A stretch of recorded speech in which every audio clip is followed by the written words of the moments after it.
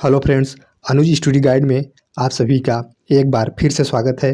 GK top 25 प्रश्न जो कि सभी प्रीवियस ईयर एग्जाम में पूछे गए हैं और बार बार पूछे जाते हैं, उनका कलेक्शन किया गया है।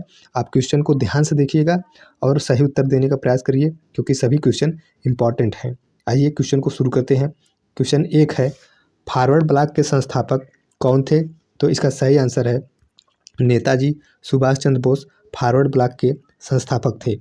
आइए कुछ और फैक्ट देख लेते हैं। इंपॉर्टेंट फैक्ट जो है कि 1939 में सुभाष चंद्र बोस ने फॉरवर्ड ब्लॉक की स्थापना की थी। इन्होंने ही महात्मा गांधी को राष्ट्रपिता कहकर संबोधित किया था पहली बार। इन्होंने जर्मनी में ही फ्री इंडिया सेंटर की स्थापना की थी। ये सभी इंपॉर्टेंट फैक्ट भी आपको ज़रूर से याद कर लेना है। आइए अगला फैक्ट है, 1938 और 1939 में सुभाष चंद्र बोस को भारतीय राष्ट्रीय कांग्रेस का अध्यक्ष बनाया गया था। आइए अगला क्वेश्चन देखते हैं। क्वेश्चन नंबर 2 है, भारतीय पुनर्जागरण का जनक किसे कहा जाता है? तो इसका सही आंसर है राजा राम मोहन राय को भारतीय पुनर्जागरण का पिता कहा जाता है। इनके बारे में कुछ फैक्ट देख लेते हैं। राजा राम मोहन राय ने 1828 में ब्रह्म समाज की स्थापना की थी। इन्हें भारतीय पत्रकारिता का जनक भी कहा जाता है। आइए अगला क्वेश्चन देखते हैं। क्वेश्चन नंबर 3 है, ईस्ट इंडिया कंपनी की स्थापना कब हुई थी? तो इसका सही आंसर है 1600 ईस्वी में ईस्ट इंडिया कंपनी की स्थापना हुई थी। सर्वप्रथम अंग्रेज जो भारत में आया था वह था विलियम हॉकिंस, जो 1608 में भारत आया था, लेकिन 1609 में जहांगीर के दरबार में पहुंचा था। आप इसको भी याद कर लेंगे, बहुत ही इम्पोर्टेंट है। क्वेश्चन नंबर 4 देख लेते हैं। दिल्ली सल्तनत की राजकीय भाषा क्या थी? तो इसका सही आंसर है दिल्ली सल्तनत की राजकीय भाषा फारसी थी।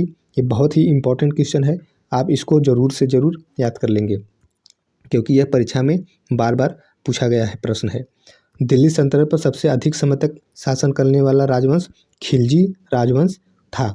आप इसको भी याद कर लेंगे। आइए अगला क्वेश्चन देखते हैं। क्वेश्चन नंबर 5 है, भारत के संविधान में कितनी अनुसूचियां हैं? वर्तमान में भारत के संविधान में 12 अनुसूचियां हैं, लेकिन भारत के संविधान में प्रारंभ में 395 अनुच्छेद और 8 ही अनुसूचियां तथा 22 भाग थे। आइए अगला क्वेश्चन देखते हैं। क्वेश्चन नंबर 6 है, भारत के संविधान में प्रेस की स्वतंत्रता किस अनुच्छेद के तहत सुनिश्चित की गई है? तो इसका सही आंसर है अनुच्छेद 19 के तहत भारत के संविधान में प्रेस को स्वतंत्रता दी गई है। और कुछ अनुच्छेद के बारे में देख लेते हैं, ये सब बहुत ही इंपॉर्टेंट है। जैसे अनुच्छेद 15 में धर्म, जाति और लिंग के आधार पर भेदभाव को निषेध किया गया है। अनुच्छेद 16 में लोक नियोजन के अवसर पर समानता दी गई है, यानी कि किसी भी नौकरी वोकरी के लिए इसमें सबको समान रूप से दिया गया है अवसर। अनुच्छेद 17 में अस्पृश्यता का अंत दिया गया है और अनुच्छेद 21 में प्राण और दैहिक स्वतंत्रता दी गई है। आइए क्वेश्चन नंबर 7 देख लेते हैं। निम्न में से कौन सा स्थान विषुवत रेखा के सर्वाधिक निकट है? तो इसका सही आंसर है पिग्मेलियन पॉइंट, जिसे इंदिरा पॉइंट भी कहा जाता है। यह भारत का वह स्थान है जो विषुवत रेखा के सर्वाधिक निकट स्थित है। आइए इसके बारे में कुछ और फैक्ट देख लेते हैं। पिग्मेलियन पॉइंट को इंदिरा पॉइंट के नाम से भी जाना जाता है। यह भारत का सबसे दक्षिणतम बिंदु है। भारत का सबसे उत्तरी बिंदु इंदिरा काल है जो कि जम्मू कश्मीर है। भारत का सबसे पूर्वी बिंदु किबीथू जो कि अरुणाचल प्रदेश में है और सबसे पश्चिमी बिंदु गुहार मोती गुजरात में है। इन सभी को भी आपको याद करना है। क्वेश्चन नंबर 8 है, सक्रिय ज्वालामुखी पर्वत सेंट हेलेंस निम्न में से किस देश में स्थित है? तो इसका सही आंसर है संयुक्त राज्य अमेरिका में है सेंट हेलेंस सक्रिय ज्वालामुखी। और कुछ ज्वालामुखी के बारे में आइए देख लेते हैं जो कि इम्पॉर्टेंट है, बार बार पूछे गए हैं। जैसे किलायू ज्वालामुखी, जिसे किलुआ ज्वालामुखी भी कहते हैं, यह हवाई द्वीप में है। और माउंट एटना जो कि इटली में है, सिसिली द्वीप पे है। और स्ट्राम्बोली लिपारी द्वीप पे है। कोटोपैक्सी इक्वाडोर में है और मेरापी ज्वालामुखी इंडोनेशिया में है। सभी के सभी इम्पॉर्टेंट ज्वालामुखी हैं, आप इनको जरूर से याद कर लेंगे क्योंकि ये परीक्षा में बार बार पूछे गए हैं। आइए अगला क्वेश्चन देखते हैं। क्वेश्चन नंबर 9 है, निम्न में से कौन सा मरुस्थल दक्षिणी गोलार्ध में है? तो इसका सही आंसर है काला हरी मरुस्थल दक्षिणी गोलार्ध में है। आइए इसके बारे में और कुछ जान लेते हैं मरुस्थल के बारे में। जैसे कालाहारी मरुस्थल दक्षिण अफ्रीका में है, और ग्रेट बेसिन मरुस्थल संयुक्त राज्य अमेरिका में है, और सहारा मरुस्थल उत्तरी अफ्रीका में है, थार मरुस्थल भारत और पाकिस्तान में है, टकला मकान जो कि चीन में है। ये सभी इंपॉर्टेंट है, आप इनको जरूर से याद कर लेंगे। क्वेश्चन नंबर 10 है, किस देश के साथ भारत की सबसे लंबी अंतर्राष्ट्रीय सीमा लगती है? तो इसका सही आंसर है बांग्लादेश के साथ भारत की सबसे अधिक अंतर्राष्ट्रीय सीमा लगती है, जो कि 4096 किलोमीटर है। आइए और देख लेते हैं भारत के पड़ोसी देश जिनकी सीमा लगती है। इसके जैसे कि बांग्लादेश की सीमा 4096 किलोमीटर है, और चीन से सीमा 3488 किलोमीटर है, पाकिस्तान से 3323 किलोमीटर लंबी है, और नेपाल से 1751 किलोमीटर की सीमा लगी है, म्यांमार से 1643, और भूटान से 699, और अफगानिस्तान से 106।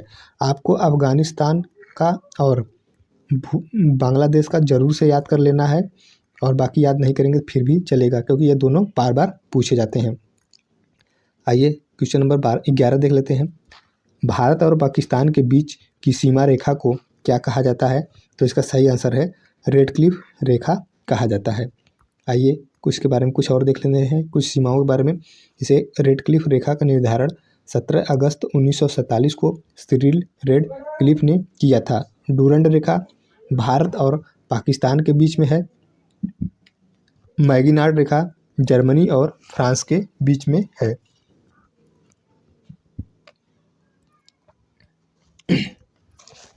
आइए 12वां क्वेश्चन देखते हैं। डोडा बेटा किस पर्वत श्रृंखला का सबसे ऊंची चोटी है? तो इसका सही आंसर है नीलगिरी पर्वत की सबसे ऊंची चोटी है डोडा बेटा। आइए कुछ और पर्वतों और उनकी श्रृंखलाओं के बारे में जान लेते हैं। जैसे विंध्य पर्वत की सबसे ऊंची श्रृंखला है अमरकंटक, सतपुड़ा की सबसे ऊंची है धूपगढ़, और अरावली की सबसे ऊंची है गुरु शिखर, महाराष्ट्र की सबसे ऊंची शिखर है कलसुबाई। ये सभी इम्पोर्टेंट है जो कि बार बार एग्जाम में पूछे जाते हैं, आप इनको जरूर से याद कर लेंगे।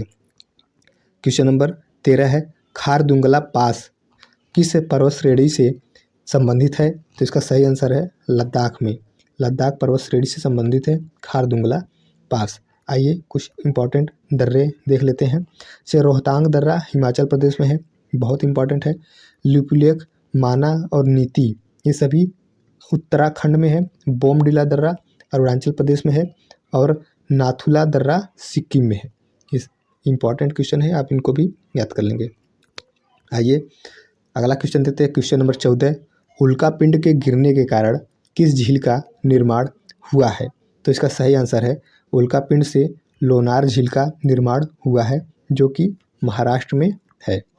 आइए कुछ और झील के बारे में देख लेते हैं। जैसे बुलर झील जम्मू कश्मीर में है, डल झील श्रीनगर में है, और सांभर झील राजस्थान में है, और लोकटक झील मणिपुर में है, और रूपकुंड झील उत्तराखंड में है।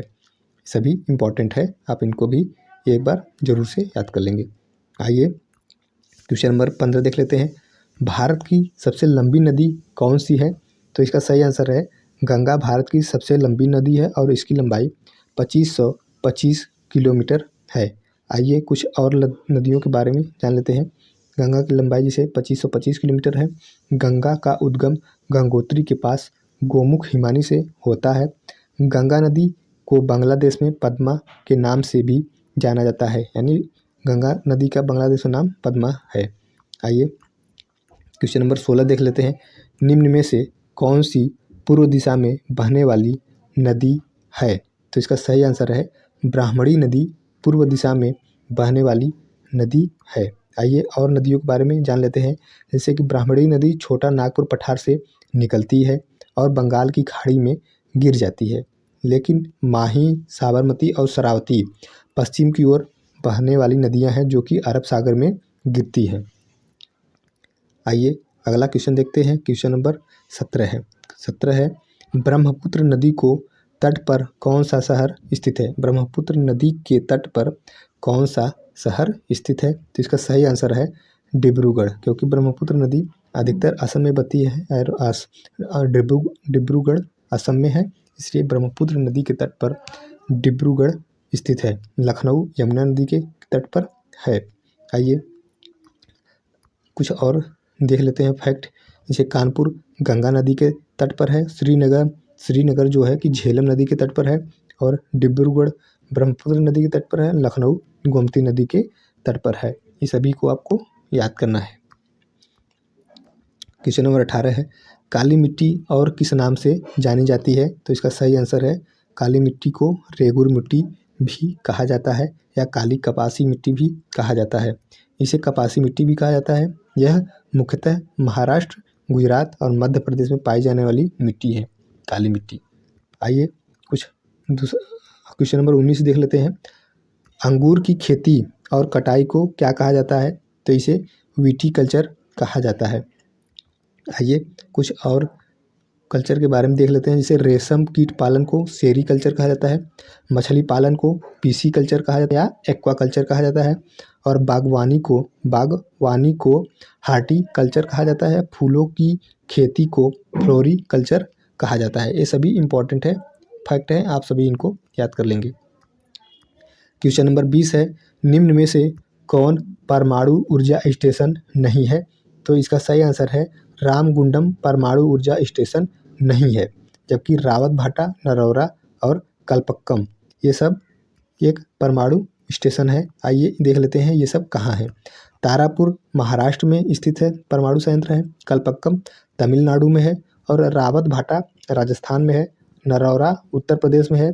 कैगा कर्नाटक में है, और काकरापार गुजरात में है, जबकि कुडनकुलन और कल्पक्कम तमिलनाडु में है। ये सब इम्पॉर्टेंट क्वेश्चन है जो कि परमाणु से संबंधित है, परमाणु स्टेशन से। आप इनको जरूर से याद कर लेंगे, ये बार बार परीक्षा में पूछे जाते हैं। क्वेश्चन नंबर 21 देख लेते हैं। निम्न में से किस द्वीप पर भारत का एकमात्र सक्रिय ज्वालामुखी है? तो इसका सही आंसर है बैरन द्वीप, जो कि अंडमान में स्थित है। भारत का सबसे सक्रिय ज्वालामुखी एक ही है, जो कि बैरन द्वीप में है। क्वेश्चन नंबर 22 देख लेते हैं। गुवाहाटी शहर का ऐतिहासिक नाम क्या था? तो इसका सही आंसर है प्रयाग ज्योतिषपुर, गुवाहाटी का पुराना नाम था। क्वेश्चन नंबर 23 देख लेते हैं। भारत का स्कॉटलैंड के नाम से किसे जाना जाता है? तो कुर्ग को भारत का स्कॉटलैंड के नाम से जाना जाता है। आइए देख लेते हैं कुर्ग कहाँ है। कुर्ग कर्नाटक का एक प्रसिद्ध पर्यटक स्थल है, आप इसको जरूर से याद कर लेंगे। क्वेश्चन नंबर 24 है, किस भारतीय राज्य की जीडीपी सबसे अधिक है? तो इसका सही आंसर है महाराष्ट्र राज्य की जीडीपी सबसे अधिक है। ये क्वेश्चन इंपॉर्टेंट है, क्वेश्चन पूछ सकता है, आप इसको जरूर से याद कर लेंगे। क्वेश्चन नंबर 25 देख लेते हैं। नाबार्ड की स्थापना किस वर्ष में हुई थी? तो इसका सही आंसर है 1982 में नाबार्ड की स्थापना हुई थी। आइए नाबार्ड के बारे में कुछ फैक्ट देख लेते हैं। नाबार्ड का पूरा नाम है national bank for agriculture and rural development, और इसकी शिवरमन समिति की सिफारिश पर 12 जुलाई 1982 में नाबार्ड की स्थापना हुई थी। इसका मुख्यालय मुंबई में है। दोस्तों आपको क्वेश्चन कैसा लगा लाइक करके और कमेंट करके ज़रूर बताइएगा, और चैनल को सब्सक्राइब कर लीजिए, क्योंकि सभी इंपॉर्टेंट क्वेश्चन मैं आपके लिए लेकर आऊँगा। तो आप हमसे जुड़ना ना भूलें और चैनल को सब्सक्राइब कर लीजिए। और वीडियो देखने के लिए आप सभी का धन्यवाद।